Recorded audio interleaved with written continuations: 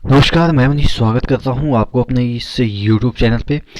दोस्तों, रेलवे भर्ती बोर्ड सिकंदराबाद की तरफ से एक ब्रेकिंग अपडेट आया है उन लोगों के लिए जिन्होंने केस फाइल किया था एएलपी टेक्नीशियन के संदर्भ में, यानी कि उनका रीमेडिकल होना था, उसी के संदर्भ में उन्होंने केस फाइल किया है। शायद मेडिकल में उनको अनफिट करके बाहर कर दिया गया होगा, जैसा कि बहुत सारे लोगों का ये दर्द रहा कि कहीं पे फ्लैट फुट चेक किया गया था। मतलब कि तमाम जो चीज़ें हैं, अनर्गल चीज़ें जो है वो यहाँ पे मिलिट्री का कोई ऐसा है नहीं कि देखिए क्या होता है। फ्लैट फुट का मैं आपको कंडीशन समझाता हूँ। एक्चुअली फ्लैट फुट में क्या होता है कि कुछ ऐसी चीज़ें होती है जिससे कि मिलिट्री जो एक्सरसाइजेज होती है या वहाँ पे कुछ जो मतलब कि एक अच्छे से वर्क कर सकता है या उस कंडीशन में सर्वाइव कर सकता है, तो वहाँ पे ये फ्लैट फुट वाला चीज़ें थोड़ा सा दिक्कत करती है। या आप कह सकते हैं जब चलते हैं तो जो ज़मीन है उसको अच्छे से ग्रैब करने में दिक्कत होती है। तो ये चीज़ें सही मायने में सही है मिलिट्री वालों के लिए। लेकिन अगर हम एएलपी के संदर्भ में देखें भाई, उसको अपना जो है वो पैर लटका के ही बैठना, यानी कि स्टेयरिंग पे बैठना, या स्टेयरिंग जिसे आप कह सकते हैं कि आप समझ गए होंगे। तो वहाँ पे उसका जो फ्लैट फुट है उसका कोई मतलब ही नहीं बनता है, और उस बेसिस पे बहुत सारे लोगों को छाट दिया गया था। तो ये सब चीज़ें हालांकि नोटिफिकेशन में नहीं लिखा गया था कि फ्लैट फुट वगैरह ये सब चीज़ें, पहली बार ये एएलपी में किया गया था, जिसकी वजह से बहुत सारी दिक्कत हुई थी। तो उसी संदर्भ में जो इधर सिकंदराबाद के जो कुछ कैंडिडेट हैं उन्होंने केस फाइल किया था। और भी जो कुछ रीजन होगा, ये ऐसा मैं नहीं कह रहा हूँ कि फ्लैट फुट ही, मैं बता रहा हूँ कि एक इस तरीके का रीजन के कारण लोगों को छाटा गया था। तो यहाँ पे उन लोगों की जीत हुई है। और ऐसा क्या हम इससे निष्कर्ष निकाल सकते हैं कि जो ग्रुप डी में केस हुआ है उन लोगों को भी जीत होगी। क्योंकि क्या होगा कि देखिए, हमेशा ऐसा होता है कि जनरली आपके जो सरकारी पक्ष है वो हमेशा केस हारते हैं। मतलब हमेशा तो नहीं कह सकते हैं, लेकिन लगभग ऐसे मतलब कि एक सर्वे की हम बात करें या एक आंकड़े की बात करें तो मैक्सिमम जो सरकारी पक्ष के लोग हैं वही केस हारते हैं। और जो केस प्राइवेट लोग या अपन लोग जैसे नॉर्मल पर्सन डालते हैं वो केस जीतते हैं। अब इसका क्या बेसिस है वो मुझे नहीं पता, लेकिन हो सकता है कि वकील का ऐसा कुछ फंडा हो, क्योंकि सरकारी वकील ही आपको, सरकारी केस है तो सरकारी वकील उधर से रहेंगे और इधर से आप अपने एबिलिटी के अनुसार अच्छे खासे वकील आप हायर कर सकते हैं। और कोई भी केस को जीतने के लिए वकील काफ़ी इंपॉर्टेंस रखता है, आपको भी पता है। तो तमाम मुद्दों पे बात करेंगे कि ग्रुप डी का भी क्या इससे इफेक्ट पड़ेगा। तो इससे पहले कि वीडियो शुरू हो आपको मैं बता दूं कि टेक्स्ट बुक का आज का सेल चल रहा है, यानी कि 24 आवर का एक सेल चल रहा है, जिसमें आपको 12 मंथ का जो पास है उसको बढ़ा के 14 मंथ कर दी गई है, यानी कि 2 महीने की एक्स्ट्रा वैलिडिटी के साथ आपको 410 प्लस एग्जाम के लिए 27,000 प्लस मॉक टेस्ट यहाँ पे मिल जाएंगे। इंडिया के जो तमाम एग्जाम है, एसएससी, एमटीएस, डिफेंस, जो भी चीज़ें हैं, आप एसएससी जो आपका डीआरडीओ का एमटीएस की मैं बात कर रहा हूँ, तो यानी कि तमाम जो एग्जाम है सभी का मॉक टेस्ट लगा सकते हैं। यहाँ पे 399 एक्चुअल प्राइस रखा गया, लेकिन अगर आप coupon code ER Manish use करते हैं तो यहाँ पे चीज़ें आपको 120 का डिस्काउंट मिल जाएगा।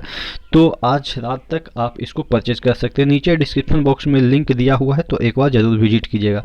तो मैं बात कर रहा था ये वाला जो नोटिस आई थी है, इसमें देखिएगा फॉलोइंग, यहाँ पे देखिए, following the order of honourable CAT Hyderabad Telangana, यानी कि कैट जो तेलंगाना में ही, या आप कह सकते हैं कि जो एक कैट ट्रिब्यूनल होता है, ठीक है। कोर्ट क्या करता है ना, कोर्ट के पास बहुत सारे केस पेंडिंग रहते हैं, तो कोर्ट करता है कि अपना एक सब ब्रांच खोल देता है कुछ देर के लिए। ऐसा नहीं कि वो कैट परमानेंट होता है, कुछ देर के लिए एक आप कह सकते हैं टेम्पररी ब्रांच खोल देता है, और वहाँ पे जो न्यायाधीश है वो बैठते हैं, कुछ जो एक्स्ट्रा न्यायाधीश है वो बैठते हैं और वो सुनवाई करते हैं, ठीक है। तो ये कैट में ये मामला गया था। और यहाँ पे देखिएगा क्वेश्चन आंसर यहाँ पे number 474 of 2021 and also the finalization of medical re-examination case. The candidates with the following roll number have now been provisionally impaneled for appointment to category number 01 and 02 assistant loco pilot for ECOR and SCR respectively. देखिएगा यहाँ पे एक loco pilot को empanel किया गया है, बाकी technician को, यानी कि 17 टेक्नीशियन को और भी इम्पैनल किया गया है, यानी कि टोटल 18 लोगों की ज़िंदगी बदल गई है इस कोर्ट केस से। तो देखिए यहाँ पे ये जो कैट में जो फैसले आए, इसको रेलवे चुनौती दे सकती थी कि ये आपका जो कैट में आया उसको चुनौती दे सकती थी हाई कोर्ट में। फिर अगर हाई कोर्ट में भी अगर रेलवे हार जाती तो फिर जा सकती थी सुप्रीम कोर्ट। तो रेलवे ऐसा करती है कि एक बार अगर मुंह की खानी पड़ जाती है तो वो ज़्यादा इसको खींचती नहीं है, क्योंकि ये ईर्ष्या की भावना से काम नहीं करती है कि हमको इन लोगों को नौकरी देनी ही नहीं है। बस वो अपना रूल फॉलो करती है। अगर कोर्ट कर देता है, लोअर कोर्ट भी कर देता है, तो उसको फॉलो करती है। वो इतना दूर तक नहीं जाती है। जैसा होता है ना मर्डर केस में, तो आदमी सुप्रीम कोर्ट और हेग तक चले जाए, इंटरनेशनल, मतलब कि हालांकि हेग तक तो नहीं जा सकता है, लेकिन फिर भी मैं एक ऐसा एग्जांपल दे रहा हूँ। लेकिन सरकारी जो होते हैं केसेस, जिसमें अगर कोई भी स्टेज में सरकार हार जाती है तो लगभग इन सब छोटे मोटे केसों में वो आगे चीज़ों को खींचती नहीं है। बस इन्हीं के फैसले को मान के, जो भी इनका फैसला होता है न्यायालय का या कैट का जो भी फैसला होता है, उसको फॉलो करते हैं। यहाँ वाला केस में क्या हुआ, ग्रुप डी वाला केस में क्या हुआ, जो इलाहाबाद कैट में जो फैसला आया, कैट यानी कि वही ट्रिब्यूनल, तो वहाँ पे रेलवे जीत गया था, इसीलिए उसकी वाहवाही हो गई। यहाँ पे जो कैंडिडेट है वो हार गए थे, तो कैंडिडेट ऑब्वियस है अंतिम लड़ाई तक लड़ेंगे, और उन्होंने हाई कोर्ट में दायर कर दिया। अब अगर हाई कोर्ट में रेलवे हार जाता है, तो बात वहीं पे दब जाएगी, क्योंकि रेलवे का रेलवे क्या, सरकारी जितने भी चीज़ें हैं उसका यही रिकॉर्ड है कि जो केस हारती है उसके बाद वो वहीं पे सॉर्ट आउट कर लेती है, यानी कि अब वो फर्दर प्रोसेस में लग जाती है। लेकिन एक कंडीशन ये भी बन रहा है कि अगर रेलवे वहाँ भी केस जीत जाती है तो हो सकता है ये चीज़ें सुप्रीम कोर्ट तक जा सके, क्योंकि लास्ट ऑप्शन आदमी का सुप्रीम कोर्ट ही है। तो देखते हैं जो इलाहाबाद हाई कोर्ट है वहाँ पे जो चीज़ें पेंडिंग है RRC ग्रुप डी का, अगर कैंडिडेट केस जीत जाते हैं, और भगवान करे कैंडिडेट केस जीत जाए, क्योंकि अगर नहीं जीतते हैं तो आपको भी पता है कि और ये चीज़ें लंबी खींचती जाएगी। आपकी क्या है, 50,000 लोगों को मौका मिलेगा। देखिए सिलेक्शन लेने वाले ये 50,000 और 10,000 से नहीं डरते हैं, क्योंकि उनका मतलब कि उनका पढ़ाई अपने से है या अपना कंपटीशन अपने से है। क्योंकि क्या है ना कि आप किसी को रोक के आगे नहीं बढ़ सकते, आप खुद आगे बढ़ के दूसरे को पीछे कर सकते हैं। और इसी भावनाओं के साथ आप ये भी मनाइए कि उन बच्चों का भी भला हो जाए। भला क्या, उनको जॉब थोड़ी ना मिल रही है, वो सिर्फ बैठने की गुहार कर रहे हैं। और अगर आपने पढ़ाई अच्छी की है तो आप वो कितना भी बार बैठ जाए, आप उनसे आगे ही रहोगे।